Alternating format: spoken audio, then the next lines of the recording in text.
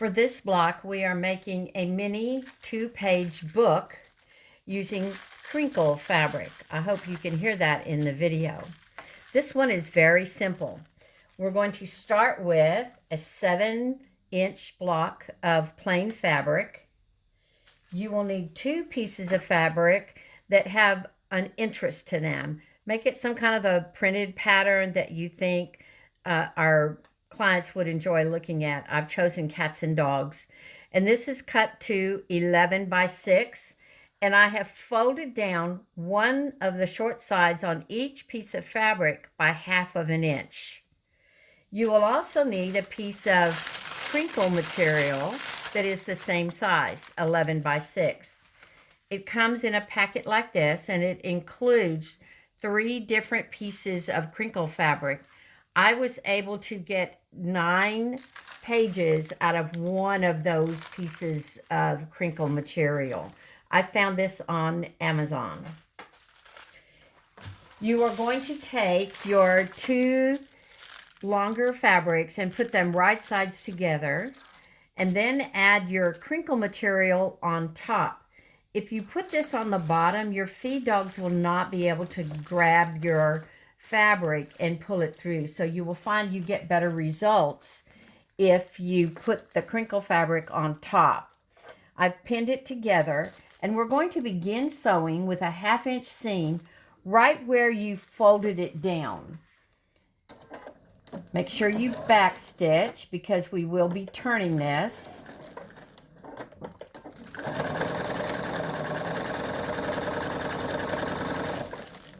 You want to stitch both long sides and one short side. I find that my foot sometimes slips on this crinkle material too, and if I'm having a problem with that, I would pull out my Teflon foot, which would not slip as much. I've also seen this done with wrappers from a potato chip bag or even baby wipes. But I decided for this purpose to use material specifically made for this so that it was not a food grade kind of a plastic. I'm where it's pressed down, so I'm going to back stitch, clip, and trim my threads. And now I'm going to clip a diagonal corner on the other side, the other short side. Now it's time to turn it. So you turn it similar to the way you would do a pillowcase. Turn it right side out, push your corners up, and you'll want to get out your purple fang or some similar tool to poke your corners all the way out to make a nice point.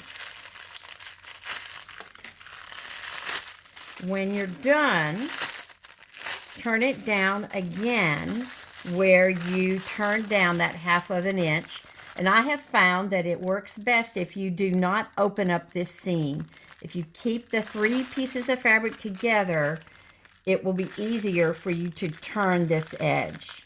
So fold them all the way on the inside. That's going to include the crinkle fabric too. And then go over to your ironing board and press this flat. Yes, you can press it. I've not had any trouble so far with pressing my 2-page book. So you're going to press it all the way around so you have crisp edges. Here I have one that is already done, and I'm going to sew all the way around it to top stitch it to hold everything in place. I'm doing this at about 1/4 inch. You can use an 1/8. You can use whatever size you prefer. I just like to make sure that it doesn't get wrinkled, and you have less of a chance of it getting wrinkled if you have top stitched it.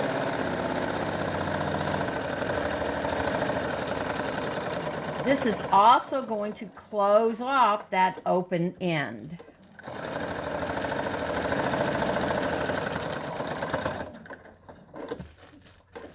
Make sure you backstitch. And trim your threads. Here's one already done. I've taken this one to the ironing board and I pressed it in half and I marked where the middle was because that's how I'm going to be sewing it to my 7 by 7 inch block. Center your 2-page book on the block. You will have about 1 inch all the way around it. And now I'm going to stitch it in place just to the right of my stitching. And I'm going to backstitch.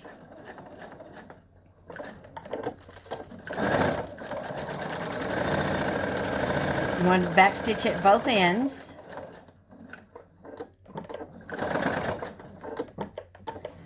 Trim your threads.